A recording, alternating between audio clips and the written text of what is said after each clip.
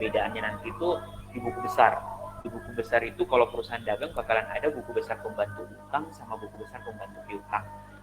Cara pengisiannya sama. Nah, kemudian ada nanti kita buat kartu persediaan. Next kita bakalan bahas nanti, ada nanti jurnalnya berbeda, ada jurnal khusus dan yang lain sebagainya.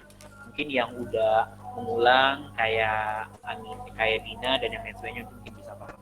Ingat kalau teman-teman tidak paham, ingat kalau teman-teman tidak paham, langsung ngomong ya, langsung speak up aja. Oke, Kak, bisa diulang. Oke, tidak usah ragu. Terus sekali lagi, kalau misal selama perjalanan kita proses belajar ini, suara saya tidak jelas, teman-teman bisa langsung speak up aja, Kak, suaranya putus-putus. Oke, kalau misal kalian udah unmute mic-nya, terus tiba-tiba masih nggak saya dengar juga, langsung di room chat saja. Atau bisa langsung di grup ya.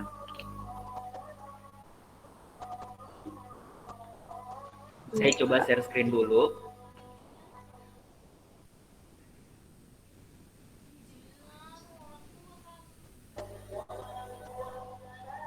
Oke, share screen saya sudah terlihat atau belum?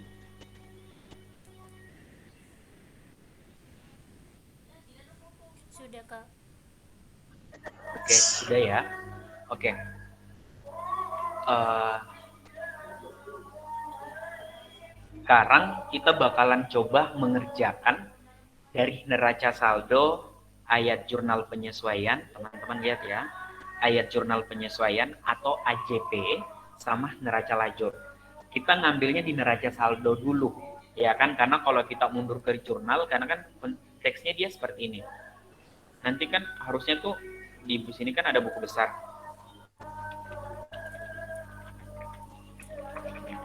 Ada buku besar, ya toh? Terus dari sini itu ada jurnal umum. Nah, untuk saat ini, untuk saat ini kan teman-teman pasti sudah tahu tuh cara menjurnal kayak gimana. Terus teman-teman bakalan posting ke buku besar. Nanti dari posting buku besar akan menghasilkan sebuah neraca saldo. Nah, ini neraca saldonya sudah ada, ya kan? Nah, karena neraca saldonya kita sudah ada,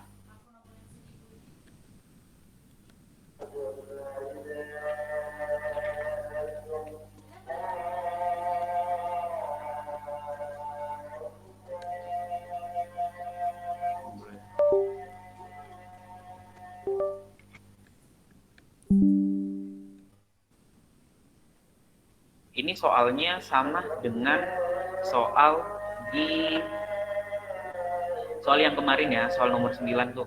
Teman-teman silakan buka, nanti kita perhatikan baik. Saya ulang kembali lagi ya cara mengerjakan jurnal penyesuaian secara keseluruhan. Oke. Saya langsung bagi layar aja karena kita sudah punya neraca saldo nih. Jadi kembali saya ingatkan, ini adalah neraca saldo bioskop Dewi per 30 September 2020. Jadi kalau neraca saldo itu dia harus tanggal tutup buku atau tanggal akhir periode. Tergantung periode akuntansinya. Periode akuntansi itu kan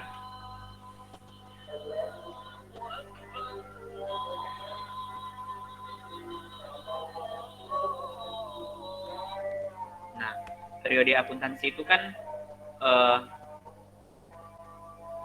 periode akuntansi itu kan ada berapa tuh? Yang pertama ada per bulan, ada per kuartal. Kuartal itu 3 bulan, dalam 1 tahun ada 4 kuartal. Kemudian ada yang per semester, kemudian ada yang per tahun, ya toh? Nah, jadi tergantung teman-teman bakalan menggunakan periode yang mana. Kira-kira perusahaan ini menggunakan periode yang mana. Tapi paling jelas, paling sering ya terjadi di setiap perusahaan itu menggunakan yang namanya periode per bulan, sehingga bisa menghasilkan laporan keuangan per bulan. Nah, jadi kalau teman-teman sudah buat jurnal, sudah memposting ke buku besar dari sekian banyak akun, maka akan menghasilkan sebuah neraca saldo. Dan neraca saldo ini itu harus balance atau harus seimbang. Nah, di sini kita sudah lihat bahwa Bioskop Dewi itu sudah memiliki neraca saldo dengan nominal 446.240 debit dan kreditnya sama. Oke. Nah, sekarang kita lanjut. Kita bakalan mengerjakan penyesuaian. Tahap selanjutnya adalah jurnal penyesuaian. Kenapa perlu dilakukan yang namanya jurnal penyesuaian? Kembali saya ingatkan sekali lagi. neraca saldo tidak menunjukkan nilai yang sebenarnya. Oke? Neraca saldo tidak menunjukkan nilai yang tidak menunjukkan nilai yang sebenarnya. Karena apa? Itu tadi yang kita pikirkan, itu tadi yang kita fokuskan, bahwa ada akrual, ya bang, ada akrual sama ada yang kata istilah dibayar di muka, ya bang. Permainannya ada dua, kemudian di mana akan ada permainan tentang penggunaannya, kemudian kita akan berfokus kepada waktunya dan yang lain sebagainya. Apa kemarin kita sudah jelaskan. Nah, untuk itu kalau teman-teman punya dua handphone atau menggunakan laptop dan soalnya kemarin sudah di-download, nah coba teman-teman perhatikan baik-baik. Ya, saya bagi dua dulu. Nah, sekarang kita buka sheet AJP. Oke. Sheet AJP di sini sudah terlihat. Nah, ini neraca saldonya sama ya yang saya copy tadi. Nah, di bawah dia menjelaskan bahwa data untuk membuat jurnal penyesuaian adalah sebagai berikut. Dia mengatakan bahwa di neraca saldo dari bioskop Dewi ini itu tidak real. Itu masih belum real. Ya, makanya ada beberapa hal untuk yang disesuaikan. Ada beberapa hal yang harus disesuaikan agar nilai neraca saldo ini betul-betul real. Ya kan? Apa saja? Kemarin itu ada tuh yang saya jelaskan beberapa jenis yang harus disesuaikan, kayak perlengkapan, kayak sewa dibayar di muka, asuransi dibayar di muka, ada aset tetap, ada pendapatan diterima di muka, kemudian ada kayak utang beban gaji, beban bunga, sama ada yang pendapatan yang masih harus diterima. Itu yang bakalan kita kelompokkan. Nah, di dalam soal akuntansi kali ini ada 5 hal yang perlu disesuaikan. Oke? Nah, kita udah langsung dikasih nih, ya kan, kita langsung sudah dikasih datanya, ini sekian yang perlu kita sesuaikan. Tetapi kalau kita kerja di perusahaan, ini tidak ada informasi menjelaskan A, B, C, dan E. Kita langsung baca baik-baik apa yang perlu kita sesuaikan di dalam sini dengan beberapa hal tadi. Jadi sebenarnya nanti juga saya bakalan ajar kalian tentang jurnal koreksi yang sebenarnya hampir sama antara ayat jurnal penyesuaian dengan jurnal koreksi. Nah, teman-teman harus fokus di sini. Biasanya tuh ada kas, utang, dan yang lain sebagainya yang ada di sebelah kredit kali ini. Nanti akan sedikit berbeda. Nah, kembali. Data untuk membuat jurnal penyesuaian adalah sebagai berikut. Yang pertama adalah beban iklan bulan September 2019 adalah 750. Kita perhatikan baik-baik. Di sini ada iklan dibayar di muka sebesar 1.240. Iklan dibayar di muka 1.240 artinya seperti ini. Ibu Dewi itu mau masang iklan. Dia masang iklan, taruhlah dia bilang seperti ini. Untuk bulan September saya mau pasang iklan sebanyak 4 kali tayang dalam 1 bulan. Ya, 4 kali tayang dalam 1 bulan. Jadi kalau 1.240,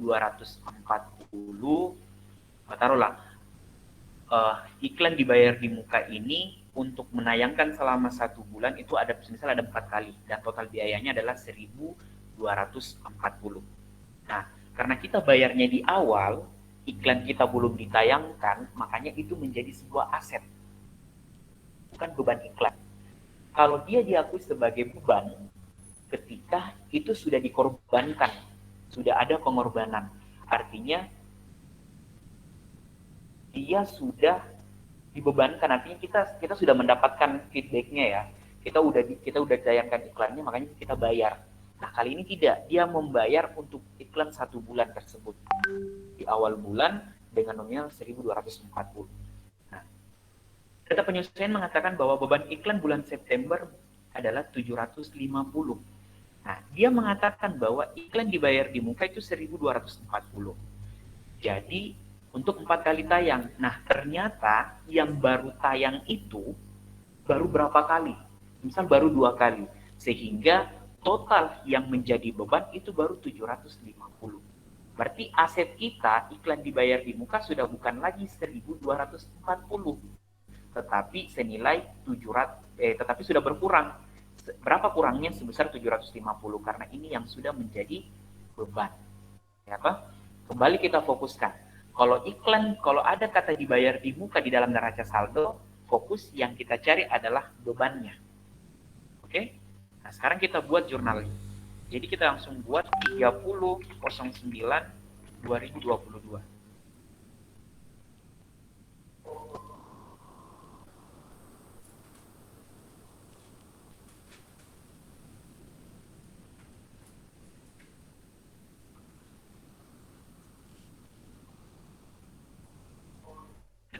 Kita buat. Nah, kira-kira apa jurnalnya? Coba teman-teman perhatikan baik-baik. Jurnalnya yang pertama adalah ketika terjadi iklan dibayar di muka. Ini yang saya sudah ajarkan kemarin. Yang pertama adalah yang kita mau cari. Perhatikan. Ketika iklan dibayar di muka atau yang dibayar di muka ada di neraca saldo, maka yang kita cari itu adalah beban. Oke? Beban. Berarti kalau yang kita mau cari adalah beban, maka beban yang ada kita simpan di sebelah debit. Oke? Beban. Terus di kreditnya kita tulis iklan dibayar. Nah, nanti kita isi nomor referensinya. Nah, pertanyaannya, berapakah nominalnya? Perhatikan baik-baik, yang kita mau cari adalah total beban. Kita lihat informasinya. Informasinya mengatakan bahwa beban iklan bulan September adalah 750. Dia sudah menyebutkan nominal beban iklannya. Jadi langsung saja kita masukkan.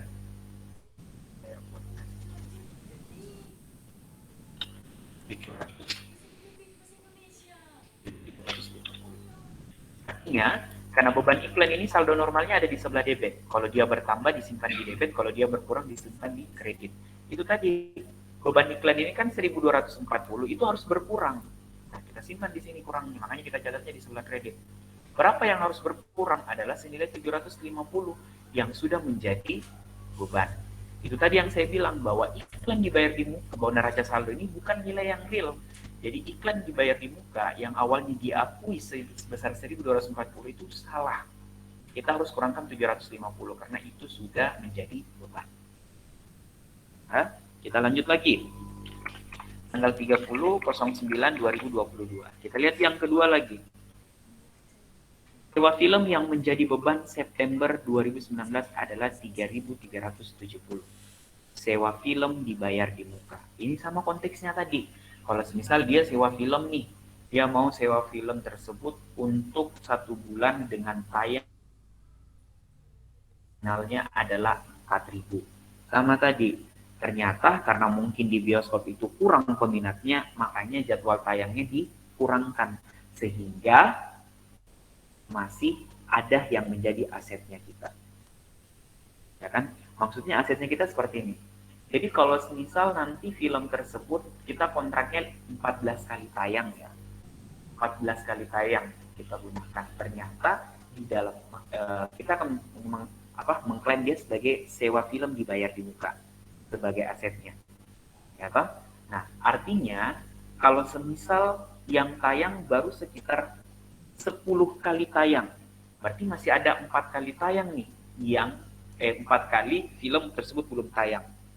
Nah, kalau secara logisnya ya sebenarnya itu bisa kita ambil uangnya karena kita belum tayangkan selama 4 kali tersebut. Makanya dia dikategorikan sewa dibayar di muka. Nilai asetnya itu di situ. Bukan filmnya itu yang menjadi asetnya kita, tapi nominal dari sewa filmnya tersebut. Nah, di sini dia sudah mengatakan bahwa sewa film yang menjadi beban September 2019 adalah 3.370. Sama konteksnya. Berarti beban dulu kita tulis. Ada sewa film dibayar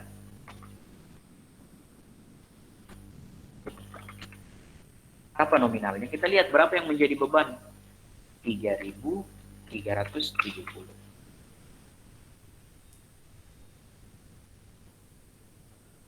3.300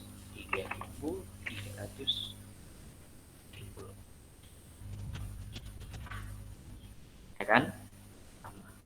Nah, kemudian kita lanjut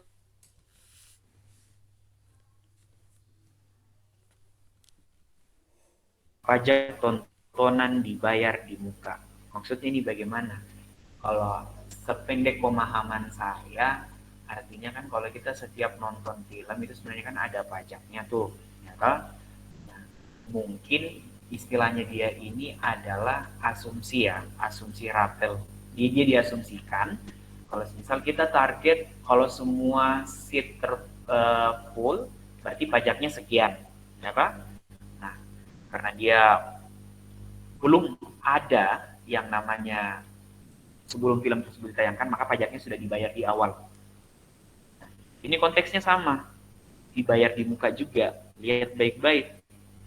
Pajak tontonan yang menjadi beban bulan September adalah 1.150. Jurnalnya sama kayak di atas. Terus, beban pajak tontonan. Pajak tontonan RIK.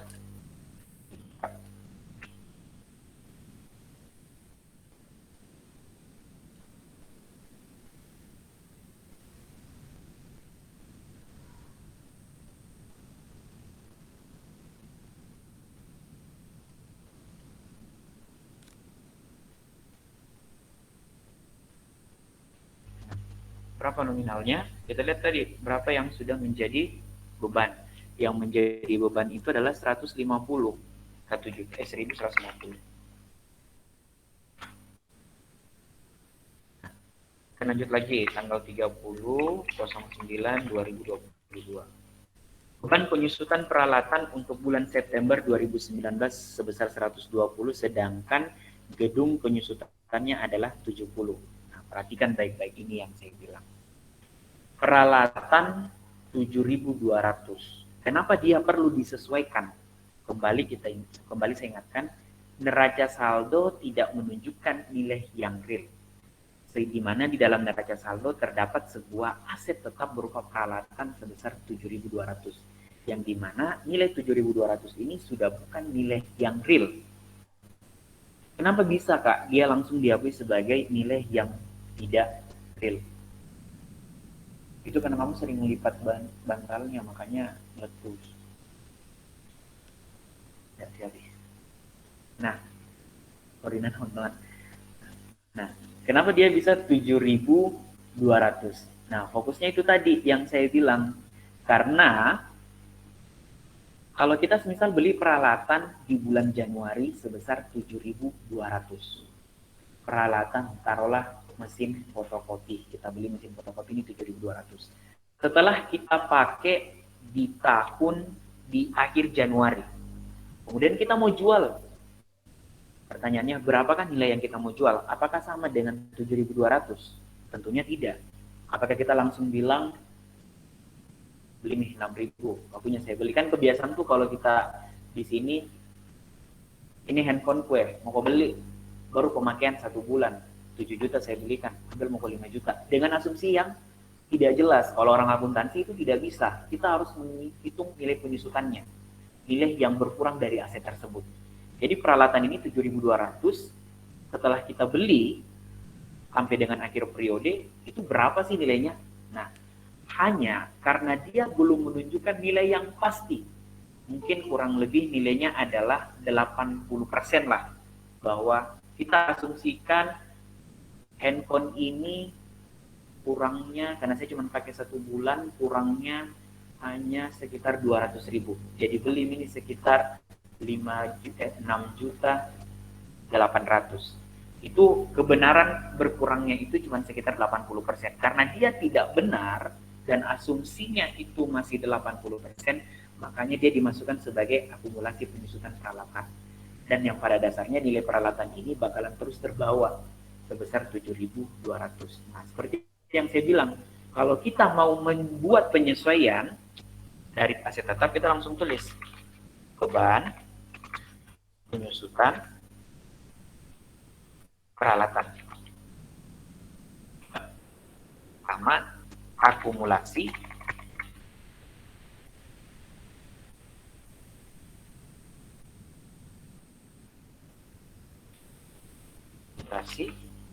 penyusutan peralatan. Berapa nominalnya? Kita lihat berapa yang disusutkan. Yang disusutkan untuk peralatan di bulan September adalah 120. Langsung kita tulis.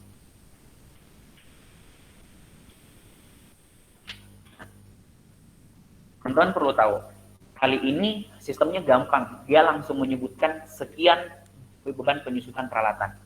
Kalau nanti saya bakalan ajar ke kalian bagaimana cara menghitung penyusutannya. Ada beberapa metode. Kalau seperti mobil, taruhlah mobil sewa ya, atau mobil travel. Seperti ini. Kalau semisal Riyad beli mobil Avanza, kemudian Anissa beli juga mobil Avanza. Riyad beli mobil Avanza digunakan untuk mobil travel, untuk polaka kendali.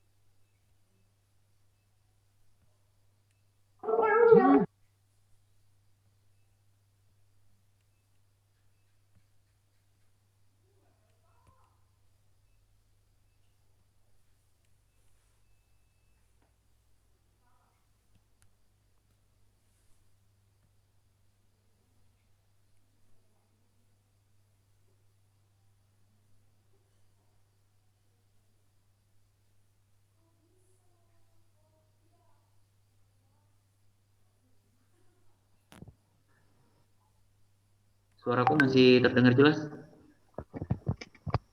Masih, Kak. Yang share screen-nya keluar.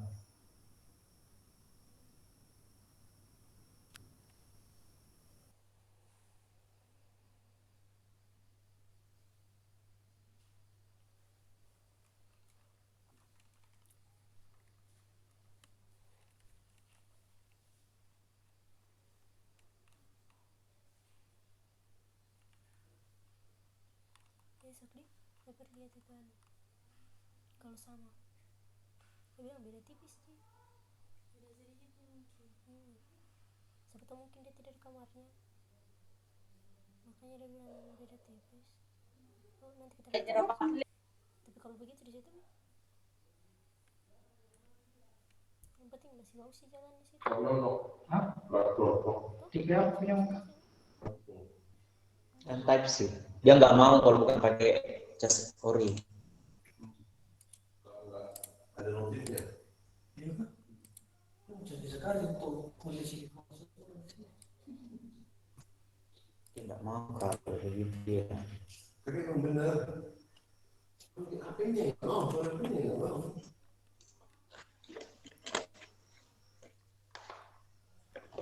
Bentol juga. Kayak di situ nih. Kamu terlalu kena sok geli, jadi kayak gitu. Baru dipegang semua, akhirnya sensitif. Berarti besok kita ketemu tuh kita catanya. Nanti Bukannya sini. Astaga, kenapa kok gitu? Benar teman-temanan. baru mau libur nih juga tuh.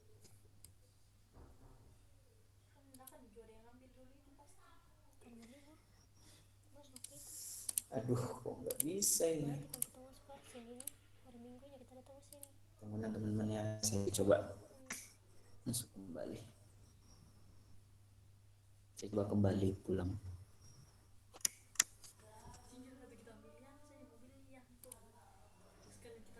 Oke, masuk. Gak apa-apa nih, Liv.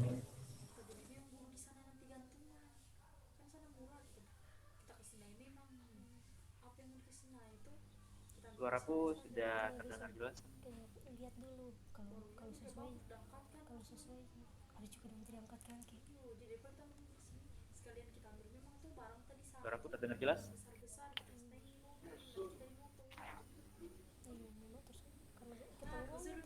Halo. Iya, nanti udah mulai di situ di Kak, mobil ya Kak, Jelas? iya Kak. Oke. Share screenku juga sudah muncul. Ya. Oke.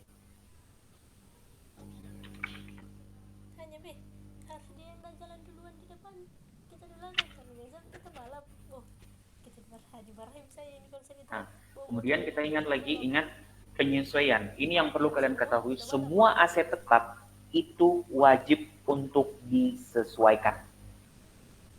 Semua aset tetap itu wajib untuk disesuaikan. Oke? Semua tetap wajib disesuaikan kecuali itu tanah. Tanah itu tidak bisa disesuaikan. Tanah itu tidak bisa disesuaikan. Oke? Nah, ini yang perlu kalian ketahui. Semakin banyak aset tetap, maka semakin banyak total beban. Semakin banyak total beban, maka laba akan semakin rendah. Disinilah biasa kalau kita mau menghindari pajak dan yang lain sebagainya, atau kita pengen agar labanya lebih rendah, makanya kita harus perbanyak beban penyusutannya. Oke, nah sebenarnya itu di sini. Nah, selain itu dengan banyaknya penyusutan aset tetap, dengan menggunakan metode yang berbeda-beda, maka menunjukkan hasil beban penyusutan yang berbeda. Nah, di sini itu paling sering kasus-kasus kayak kasus korupsi dan yang lain sebagainya, itu paling sering itu mainnya di sini. Bagaimana menghasilkan beban tanpa mengeluarkan uang. Jadi, kayak perusahaan-perusahaan daerah, itu paling sering dia seperti ini. Bagaimana caranya dia itu menghasilkan beban yang tinggi tanpa mengeluarkan uang. Karena kalau seperti kita mengeluarkan kayak beban listrik yang kita masih tinggi, beban gaji, beban perjalanan dinas, itu kan pasti mengeluarkan uang. Tetapi kalau beban penyusutan itu tidak mengeluarkan uang sama sekali. Makanya di situ rentan. Nah, kalau di pemerintah itu sendiri itu juga paling sering. Di pemerintahan paling sering ada kasus korupsi juga. Paling sering itu dikaitkan dengan penyusutan yang berbeda. Itu dia. Sedikit ya ilmu untuk korupsi. Nah, kita lanjut. Nah, di sini disebutkan sedangkan beban penyusutan untuk gedung.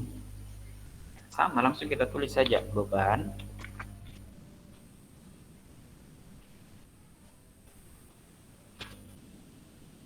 penyusutan gedung ada akumulasi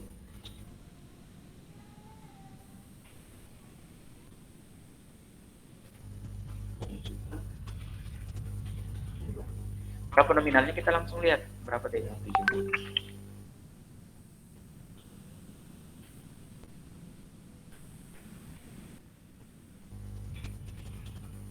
Nah, sekarang kita lihat yang terakhir, perlengkapan yang masih tersisa pada tanggal 30 September 2019 adalah 400.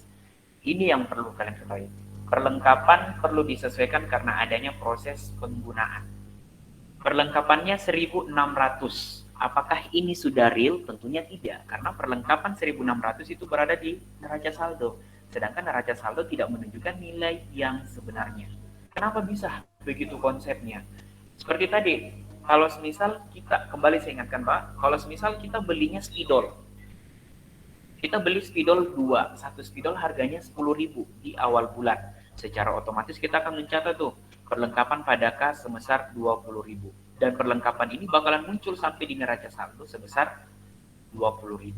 Nah, sementara kita sudah pakai satu spidol. Jadi sebenarnya asetnya kita sisa berapa? Otomatis sudah berkurang 10.000. Nah, itu dia. Di sini dia mengatakan bahwa perlengkapan yang masih tersisa adalah sebesar 400, bahwa ada perlengkapan dari 1.600 ini, itu sisanya sebenarnya adalah 400. Nah, kembali saya ingatkan, kalau perlengkapan yang ada di sini, maka ketika perlengkapan ada di neraca saldo, yang akan kita cari adalah beban perlengkapan. Kalau beban perlengkapan yang kita cari, langsung saja kita tulis beban perlengkapan ada perlengkapan. bisa juga nanti perlengkapan pada beban perlengkapan. Konteksnya itu bagaimana? Kalau konteksnya seperti ini. Saya beli 2 spidol dengan asumsi 2 spidol ini bakalan habis, bakalan terpakai dalam jangka waktu 1 bulan ini. Sebelum jadi tutup buku, perlengkapan ini bakalan habis. Makanya kita tidak bakalan menggunakan akun perlengkapan pada kas pada saat menjurnal, melainkan beban perlengkapan pada kas. Karena kita langsung asumsi telah digunakan. Nanti pada saat akhir periode ternyata masih ada satu yang belum terpakai. Jadi yang sebenarnya kita mengakui beban terlalu tinggi, akhirnya kita sudah punya aset karena masih ada satu perlengkapan, satu spidol yang belum terpakai. Tapi kali ini konteksnya adalah perlengkapannya sudah ada. Dan ternyata ada sebesar 400 yang masih tersisa. Jadi berapakah yang menjadi beban atau berapakah yang sudah terpakai? Jadi kita langsung hitungkan saldo perlengkapan di awal sebesar 1.600 dikurangkan dengan saldo perlengkapan terakhir sebesar 400. Jadi berapa nominalnya? 1.600 dikurang 400.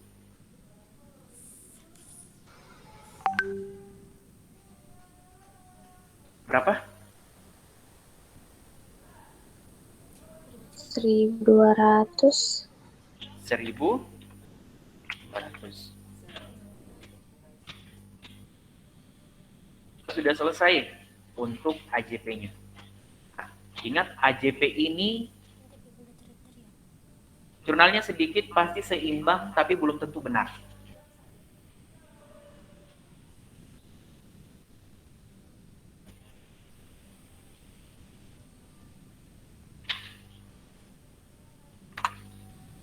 Oh, 6.600. Ini kita coba tarik rumusnya. Sama, seimbang. Oke, sampai di sini ada yang mau ditanyakan? Dari mana teman-teman? Ada yang mau ditanyakan? Coba, ada yang mau ditanyakan?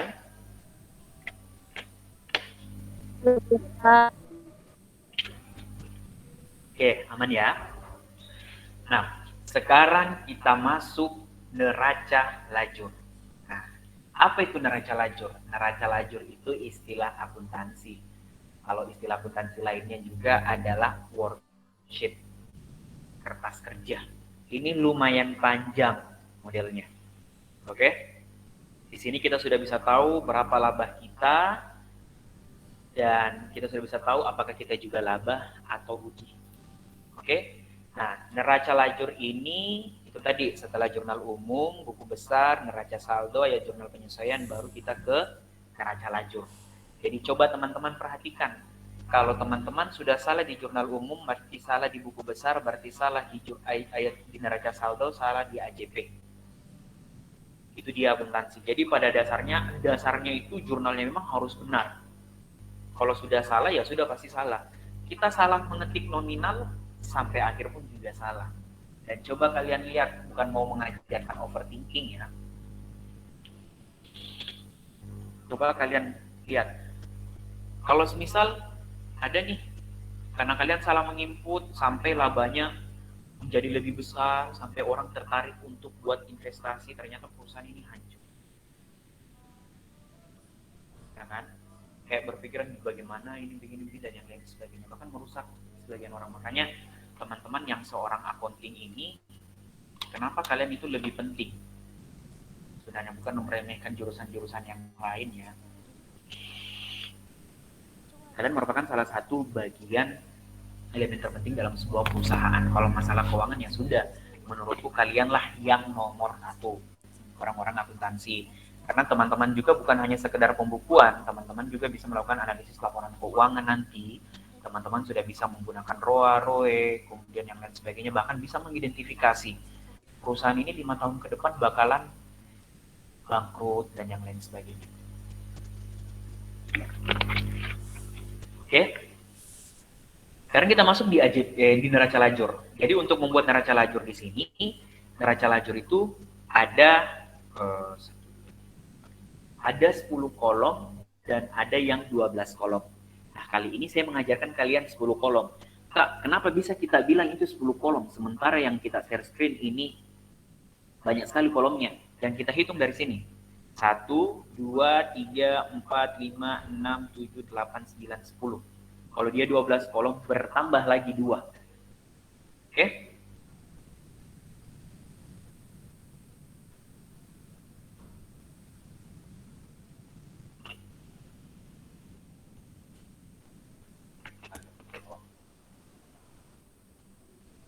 Nah, sekarang kita bakalan masuk. Jadi ketika kita sudah buatkan tuh 12 kolom, kita masukkan semua nama-nama akun. Kita semua masukkan semua nama-nama akun.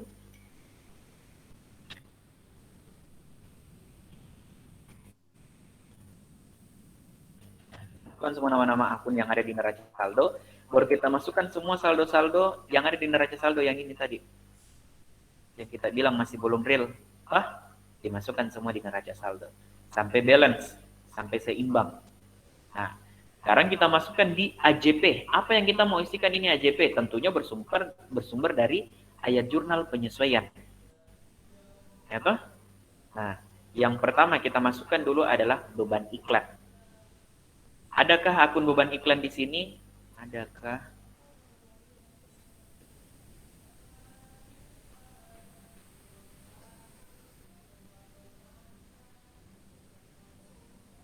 Nah, di sini beban iklan tidak ada, jadi kita tambahkan di sini beban iklan.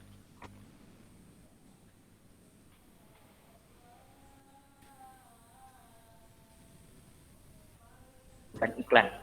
Nah, kita isinya di AJP. Beban iklan ini debit atau kredit? Kita lihat beban iklan ini ada di sebelah debit 750. Jadi kita tulis di sebelah debit sebesar 750.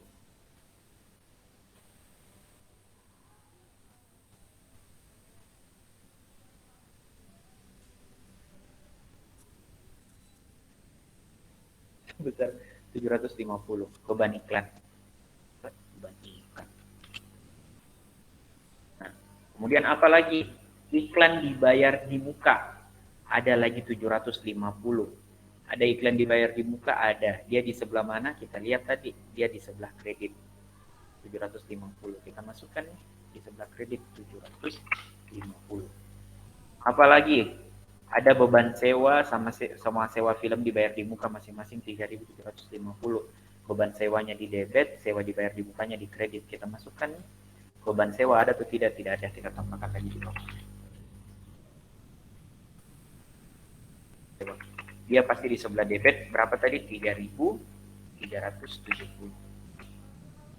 Terus ada sewa film dibayar di muka. Tadi di sini di sebelah kredit berapa? 3.300. Lihat lagi. Beban pajak tontonan 1.150 di debit, pajak tontonan dibayar di muka, di kredit 1.150. Kita masukkan lagi. Ya toh? Beban pajak tidak ada, kita tambahkan lagi. Beban pajak tontonan sebelah debit sebesar 1.150. Nah, di sini kita simpan juga di kredit 1.150. Nah, ini sudah. Beban penyusutan peralatan ada atau tidak? Tidak ada. Kita tambahkan nih beban penyusutan peralatan. Kita tambahkan juga tadi ada beban penyusutan gedung. Beban penyusutan gedung. Berapa nominalnya? Dia di sebelah mana? Kita lihat semua tadi yang beban-beban. Pasti dia di sebelah debit. Peralatan 120.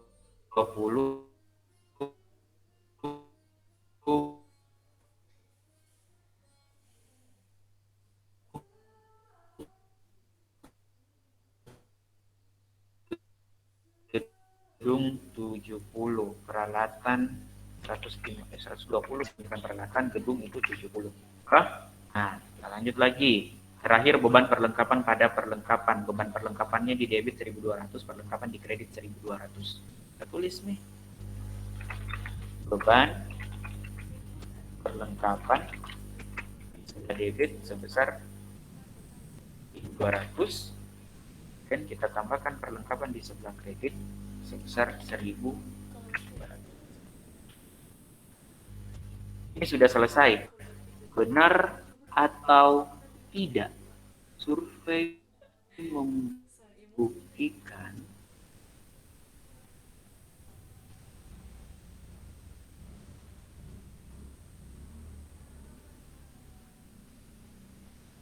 nah, kita tulis lagi di sini jumlah.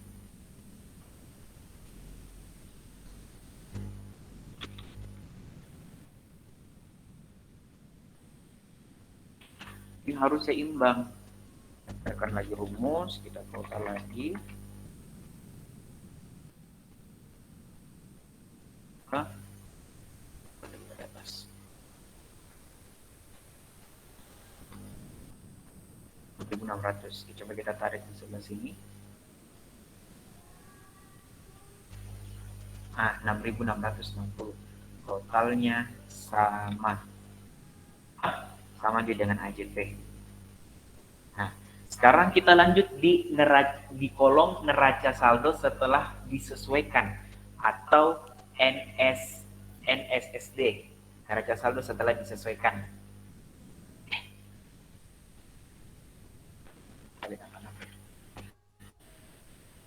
Nah, dia itu bagaimana, Kak, maksudnya? Nah, kembali ke rumus buku besar. Kalau debit ketemu debit ditambahkan, kalau debit ketemu kredit dikurangkan, kalau kredit ketemu kredit ditambahkan, kredit ketemu debit dikurangkan. Masih paham tah? Masih ingat? Ya, Kak. Nah, Yes. sekarang kita isi. Ini debit, di AJP-nya tidak ada, berarti langsung saja kita pindahkan. Kita tulis 4.800. Nah, ini ada ikan dibayar di muka 1.240, di kredit ada 750. Berarti debit ketemu kredit dikurangkan atau ditambahkan? Kurang, Kak. Nah, dikurang. Jadi 1.240 langsung kita kurangkan 750. 490. Di sini juga sewa film dibayar di muka 4.000 di debit ketemu di kredit, berarti kita kurangkan juga. Kita turunkan langsung rumusnya 630. Di sini juga pajak tontonan di sebelah debit turun 1.150 berkurang 240. Di sini juga bisa berkurang ya 400. Di sini sama tetap 7.200. Akumulasi penyesuaian kredit ketemu kredit berarti ditambahkan. Kita simpankan di sebelah kredit nah sesuai posisinya di sini. Oke. 600 ditambah 120. Kemudian di sini gedung tetap tidak ada penyesuaiannya di sini.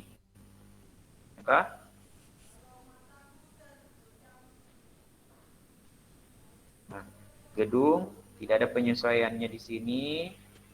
Jadi langsung kita tulis di sebelah debit 16.800. Kemudian akumulasi penyusutan ada, kita tambahkan 350 ditambah 70. Nah, kemudian tanah tidak ada penyesuaiannya. Tambahkan 6.000. Kemudian utang dagang tidak ada penyesuaiannya 880. Kemudian utang bank tidak ada juga, langsung kita pindahkan di sebelah kredit. Modalnya juga tidak ada berubah, tidak ada penyesuaian. Nah, kemudian privenya juga tidak ada 50. Penjualan karcis sama 6790.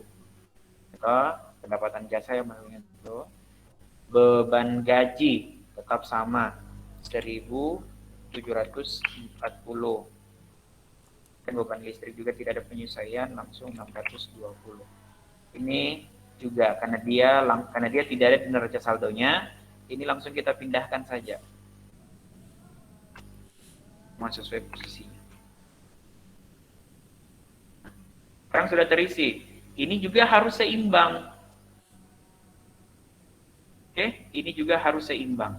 Kita kasihkan lagi rumus di sini. 46.430. Sama seimbang. Nah, inilah yang saya bilang tadi, karena neraca saldo itu belum real, maka perlu disesuaikan. Setelah disesuaikan, maka kita dapatlah neraca saldo yang setelah disesuaikan yang real sebenarnya. Jadi ini nih, jadi sebenarnya kita punya aset sisa ini, sisa ini, sisa ini, sisa ini dan lain sebagainya. Sampai sini sudah paham?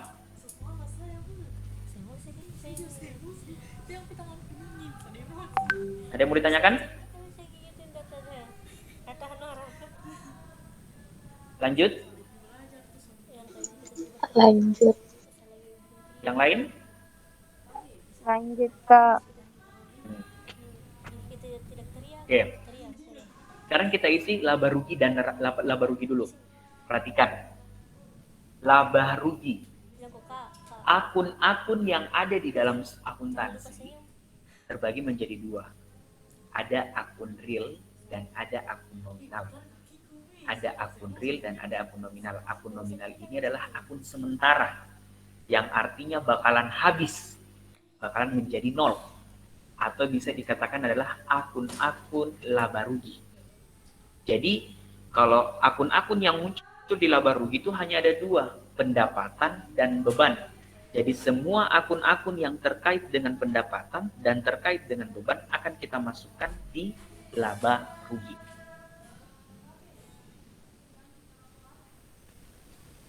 Bisa siram itu. Nah, lanjut kita lihat. Yang lainnya kan ini akun aset, ya toh? Ini sama dia.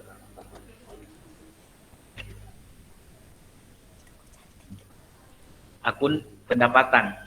Otomatis ini tidak masuk ya, karena bukan akun pendapatan ini. Yang akun pendapatan itu adalah hanya penjualan karcis. Di sebelah debit, di sebelah kredit kita pindahkan ke laporan laba rugi itu sebelah kredit juga. Laba rugi di sebelah kredit.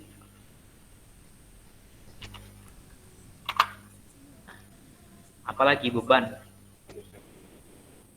Mau dimatiin.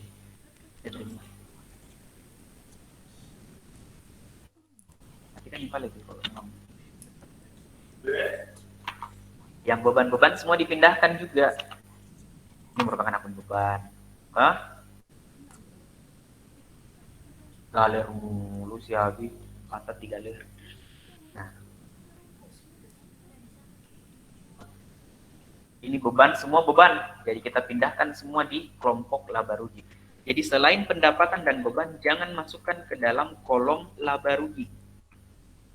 Cek posisinya ya, debit ataupun kredit. Sekarang kita jumlahkan lagi. Oke. Nah, ini tidak seimbang.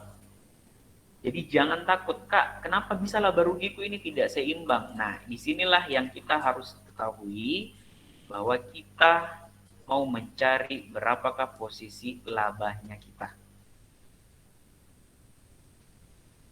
Oke. Nah, total pendapatan 6.790, total beban adalah 9.020 rupiah. Kemarin saya sudah ajarkan waktu kita persamaan dasar akuntansi. Ketika pendapatan lebih besar daripada beban, maka perusahaan akan laba. Tetapi ketika beban lebih besar daripada pendapatan, maka terjadi yang namanya rugi. Jadi, ini laba atau rugi?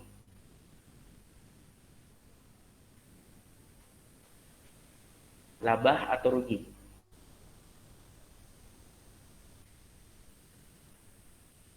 Coba yang bisa jawab, laba atau rugi?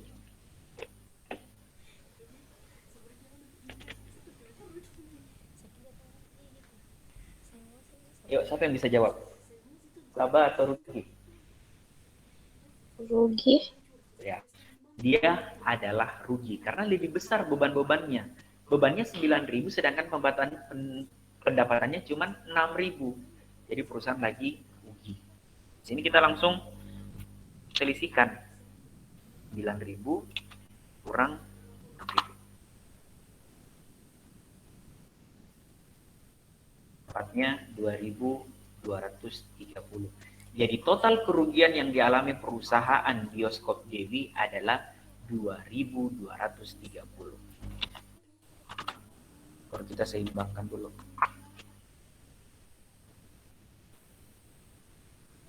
Tambahkan ini, baru kita seimbangkan. Oke. Nah, sekarang kita masukkan di kolom neraca. Di kolom neraca ini adalah semua akun-akun selain dengan beban dan pendapatan. Kayak kas 4.800.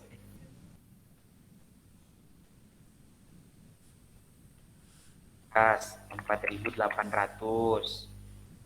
Jadi ada 490, 630, 240, 400, ya toh?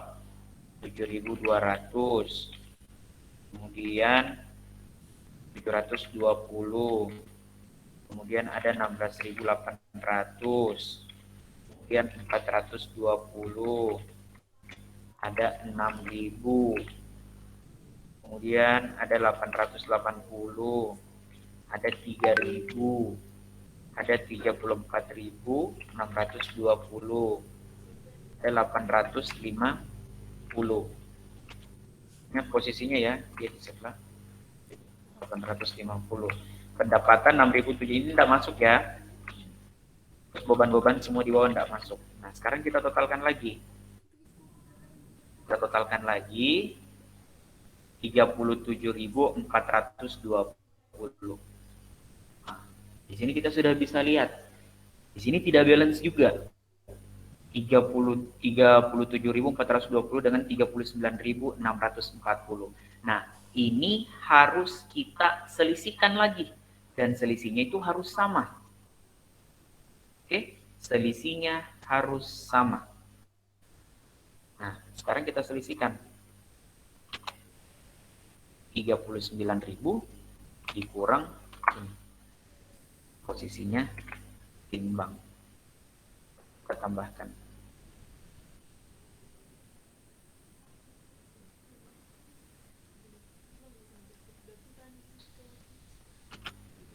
Ya, posisinya di sini ini harus berkurang.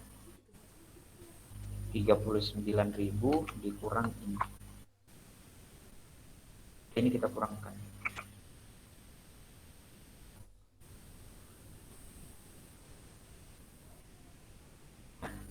Barulah kita sudah bisa tahu bahwa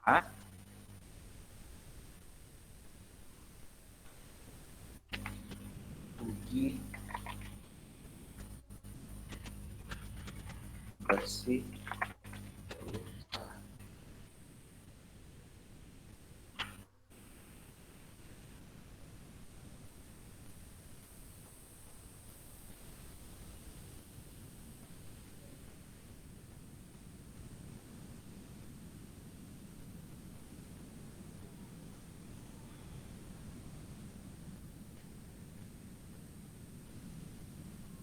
inilah perusahaan ruginya 230. Ini harus seimbang ya, selisihnya harus seimbang. Kalau kita melihat secara keseluruhan, ya di sini seperti ini. Oke, sampai di sini ada yang mau ditanyakan? Gimana? Ada yang mau ditanyakan? Sudah jelaskah?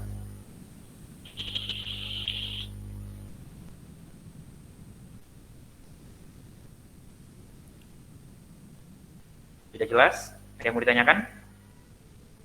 Aman, Kak. Yang lain? Jelas.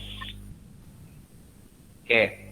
Kalau begitu, besok siap masuk atau di hari lain?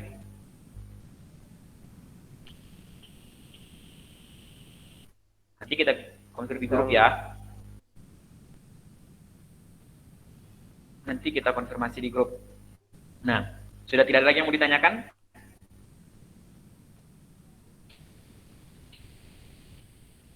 Ada yang mau ditanyakan? Aman? Tidak, Kak. Aman. Oke. Aman, Kak. Kalau aman, coba teman-teman, oke, ini kan soal nomor 9 sudah saya kirimkan. Coba teman-teman kerjakan yang bagian kedua, yang neraca saldo bengkel reparasi TV modern. Oke, besok saya tanya kira-kira kalian dapatnya laba atau rugi, terus berapa nominalnya. Nanti kita kerja sama-sama lagi, apakah cocok atau tidak. Kalau sudah cocok, besok langsung kita lanjutkan lagi dengan membuat laporan laba rugi. Bagaimana? Aman? Aman, Kak. Oke, ini saya kirim. Iya, kirim.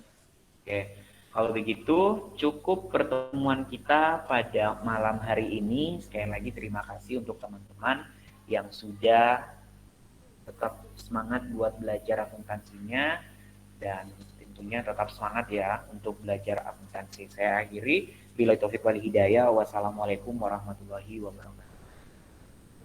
Waalaikumsalam. Makasih, Kak. Yeah. Makasih, Kak. Yeah.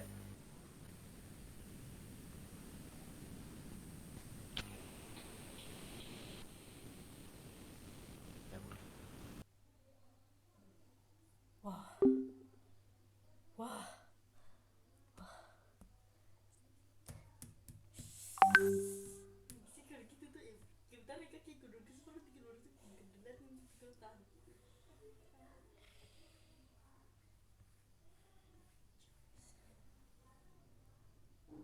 ini dorong tulis tangan temanku.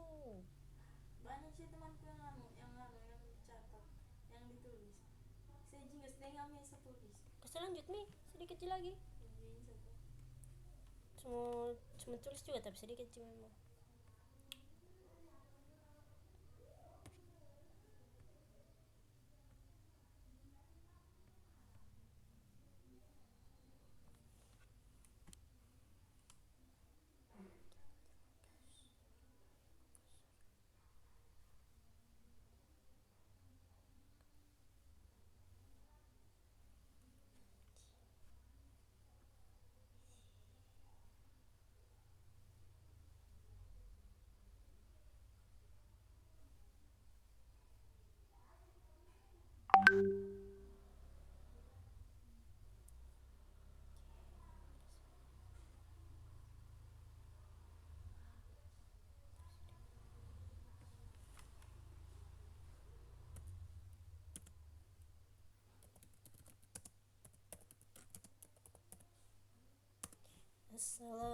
Assalamualaikum warahmatullahi wabarakatuh.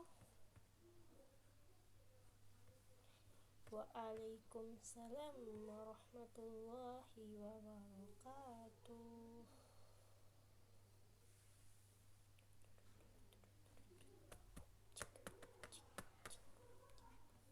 Sebelum masih mati screen recorderku.